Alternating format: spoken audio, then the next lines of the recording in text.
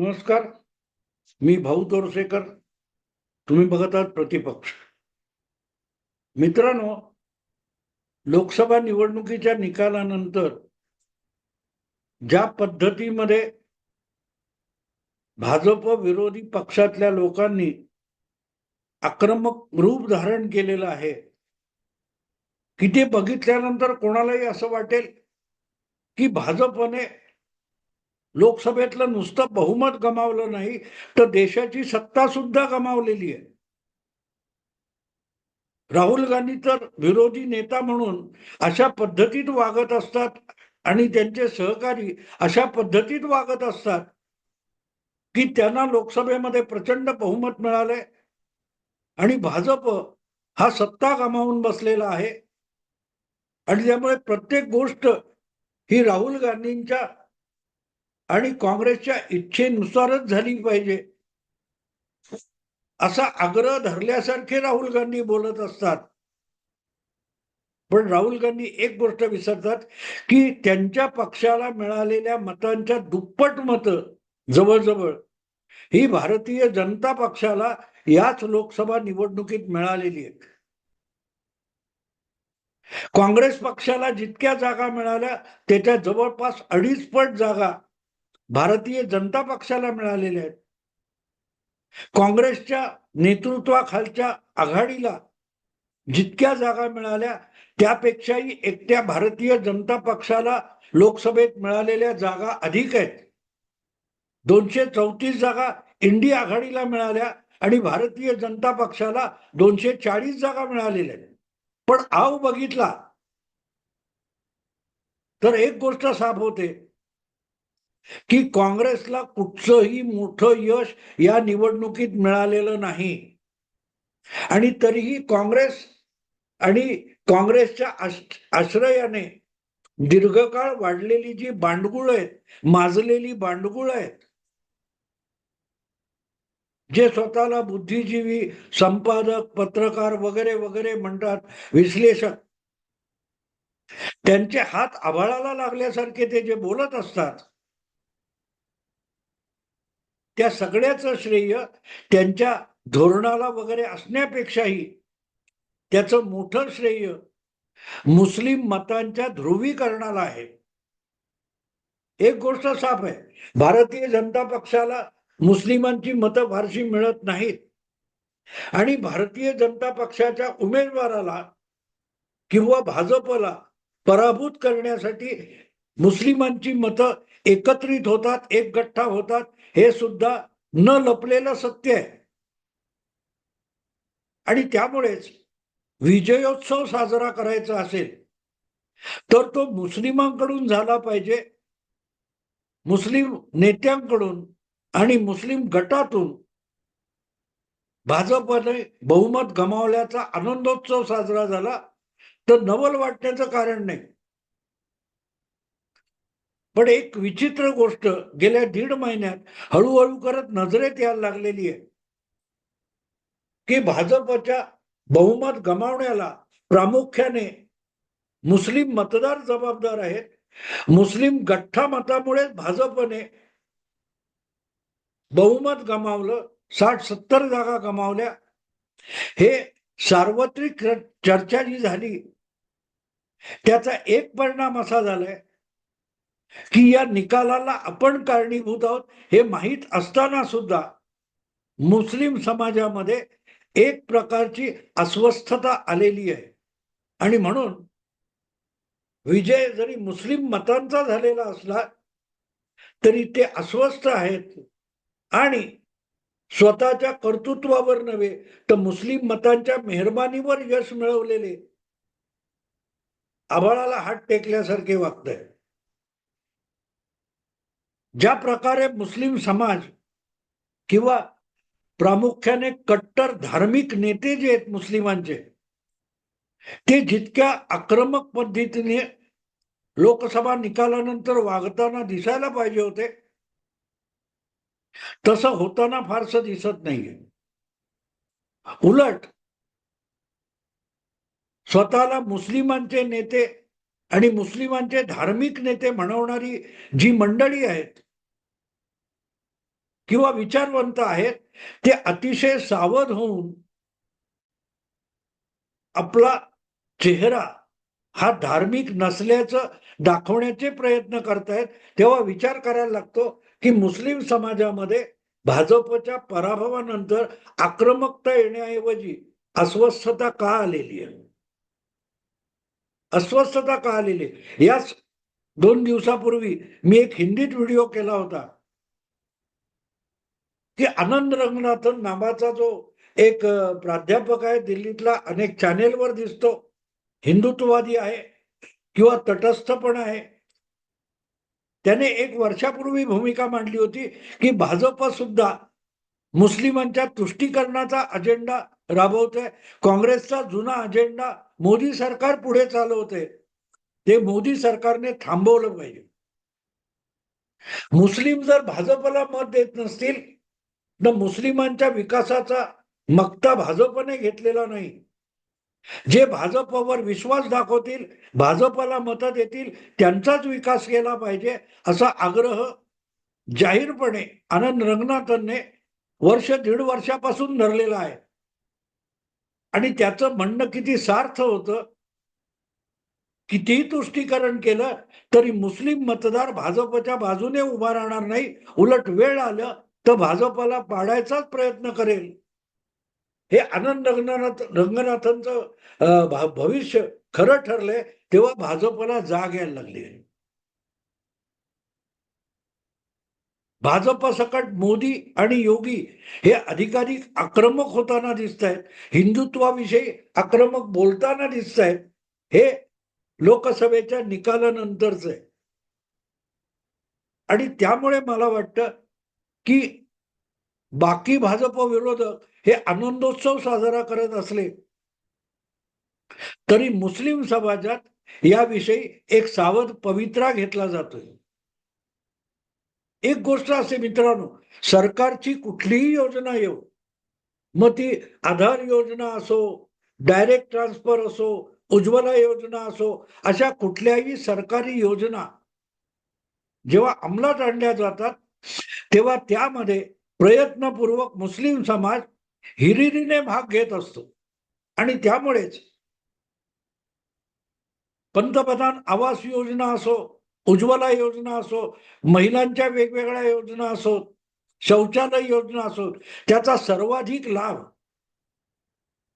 गेल्या 10 वर्षात मुस्लिम समाजाला मिळाला. हे आकडेवारीनिशी समोर आणलं जात असतं.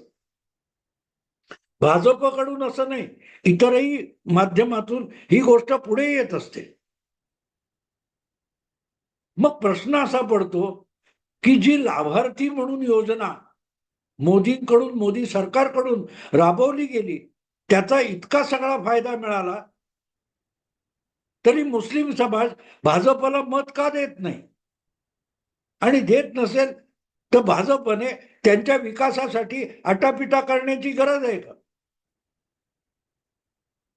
ही गोष्ट आनंद रंगनाथन बोलला होता, पण हळूहळू हा विचार हिंदू समाजात आणि भाजपच्या सरकारमध्ये रुजायला लागलाय.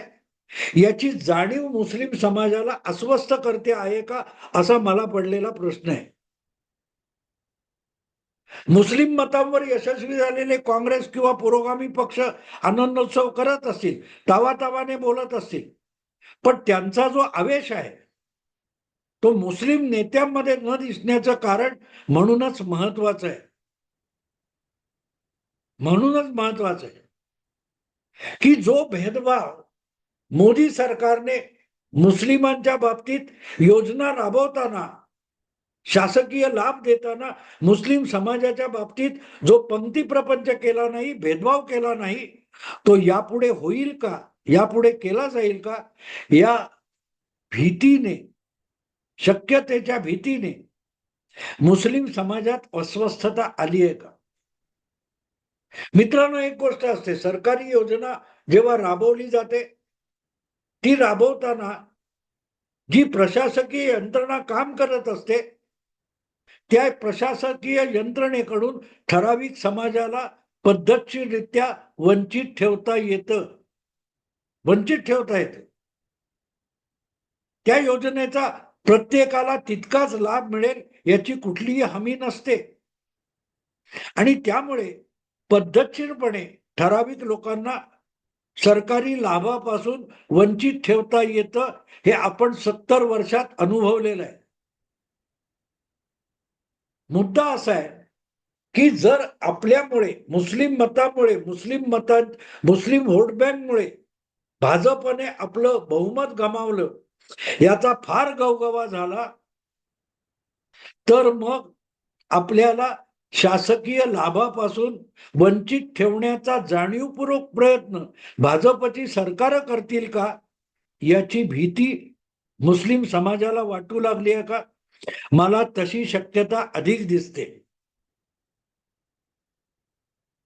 मुस्लिम समाज आमच्या मागे उभा राहिला, मुस्लिम समाजाने भाजपला धडा शिकवला, मोदी सरकारला धडा शिकवला, याचा इतका प्रचार झालेला आहे की त्याची विषारी फळं, त्याचे दुष्परिणाम आपल्याला भविष्यात भोगायला लागतील, अशी भीती हळूहळू मुस्लिम समाजात मूळ धरायला लागलेली दिसते.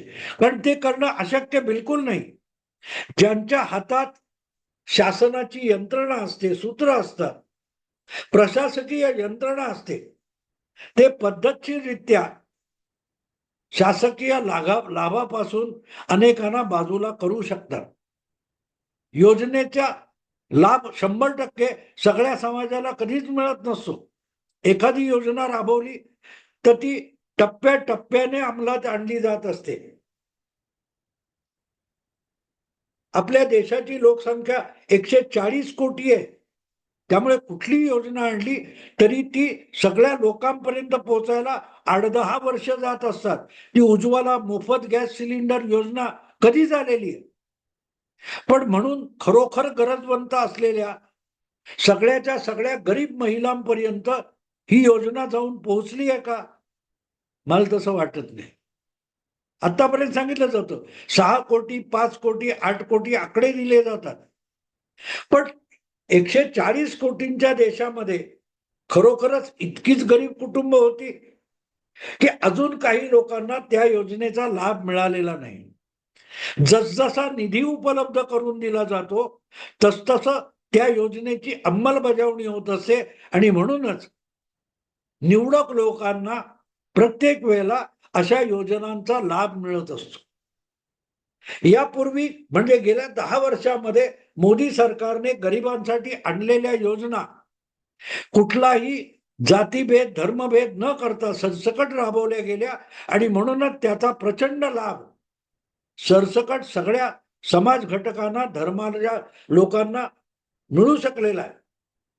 पण मनात आणलं तर त्याला चाळणी लावून आपल्याला मत देणार नसतील अशा समाज घटकांना ते लाभ मिळू द्यायचे नाहीत, असं जर भाजपने ठरवलं तर नुकसान हे पुरोगामी पक्षांच्या नेत्यांचं, कार्यकर्त्यांचं होणार नाही, मुस्लिम समाजाचं होईल.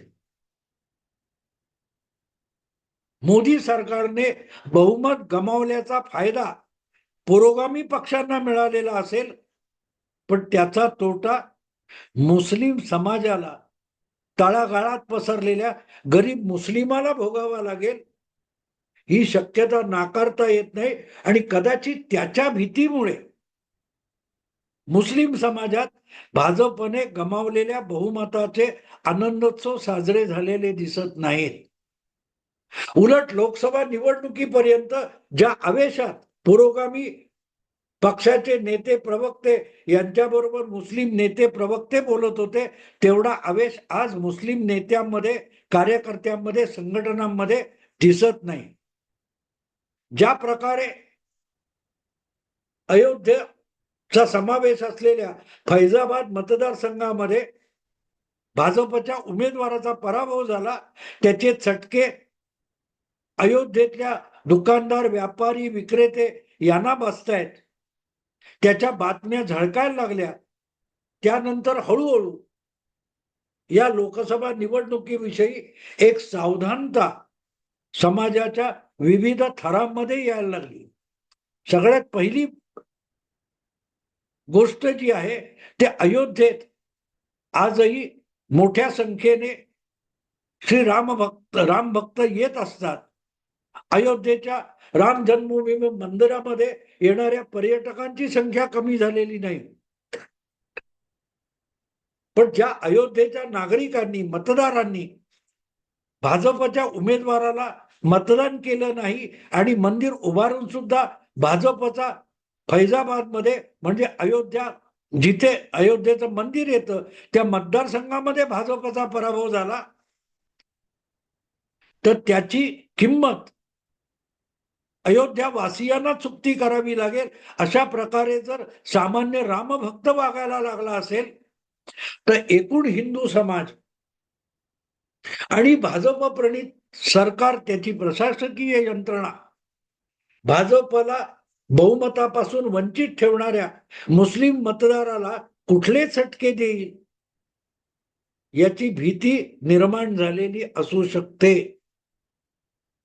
आणि म्हणूनच जो आनंदोत्सव बिगर भाजप किंवा भाजप विरोधी पक्षांनी गेल्या 1.5 महिन्यात चालवलेला होता, त्या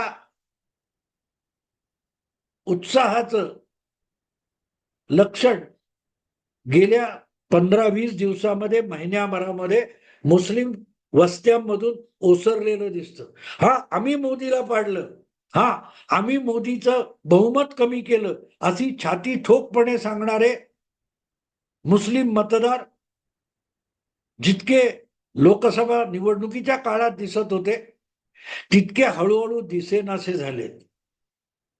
भाजप विरोधात मुस्लिम समाज आहे, मुस्लिम भाजपला कधीच मत देणार नाही, असं लोकसभा निवडणुकीच्या निकालापूर्वी जितकं ठामपणे अनेक मुस्लिम सामान्य माणसं सांगत होती, ती भाषा हळूहळू ओसरलेली आहे. आणि त्याचं कारण शोधावं लागतं मित्रांनो. जेव्हा तुम्ही राजकारणाचं, सामाजिक बदलाचं, सामाजिक उलथापालथीचं विश्लेषण करत असता, तेव्हा तुम्हाला अशा बारीक बारीक घटना एकमेकांशी जोडून त्याचे अर्थ शोधावे लागतात. भाजपचा फैजाबाद अयोध्येतला जो पराभव आहे तो जर समजून घ्यायचा असेल तर मग अचानकपणे मुस्लिम वस्त्यांमध्ये, मुस्लिम गटांमध्ये भाजप विरोधी बोलण्याची स्पर्धा कमी का झाली याचं उत्तर सापडू शकतं. जल्लोष पुरोगामी पक्षात आहे, पण भाजपने बहुमत गमावलं याचा जल्लोष अचानक महिन्याभरातच मुस्लिम घटकामध्ये ओसरलेला दिसतो. कदाचित काही ठिकाणी याचे चटके बसायला सुरुवात झालेली असेल. साधी गोष्ट असते मित्रांनो, वेगवेगळ्या योजनांचे फॉर्म भरून घेतले जातात, त्यासाठी प्राधान्यक्रम लावले जातात. या सगळ्या योजनांमध्ये मुस्लिम समाजाला जाणीवपूर्वक वगळण्याचे कुठे कुठे निवडक प्रयत्न झाले असतील तर त्याची सुद्धा खबर मुस्लिम नेतृत्वाकडे लवकरात लवकर पोहोचत असते आणि त्यांना त्यानुसार आपल्या राजकीय भूमिका बदलाव्या लागत असतात. कदाचित त्याचा परिणाम असेल.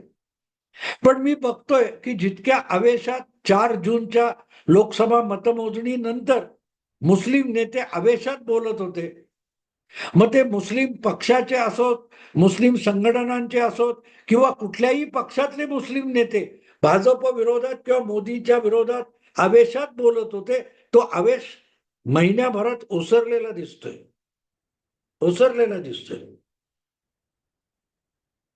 कारण सेक्युलर घटना वाचवणे, लोकशाही वाचवणे या गोष्टी बोलायला सगळ्या सोप्या आहेत, पण त्याचे चटके कोणी सोसायचे हा सुद्धा गंभीर विषय असतो. आणि त्याचे चटके जर मुस्लिम समाजाला सोसावे लागणार असतील, मोदी सरकारच्या विविध योजनांपासून वंचित राहण्याची पाळी त्यांच्यावर येणार असतील, तर मग त्यांना लोकशाही घटना वाचवण्यापेक्षा आपल्याला मिळू शकणारे लाभ टिकवणं आणि मिळवणं अगत्याचं असतं. कदाचित त्यामुळेच असेल की वेगवेगळ्या क्षेत्रातून जे मोदी विरोधी आवाज मुस्लिम क्षेत्रातून येत होते याला ओहोटी लागलेली दिसते. आता इथेच थांबतो. आवडलं लाईक करा, शेअर करा, सबस्क्राईब करा. नमस्कार.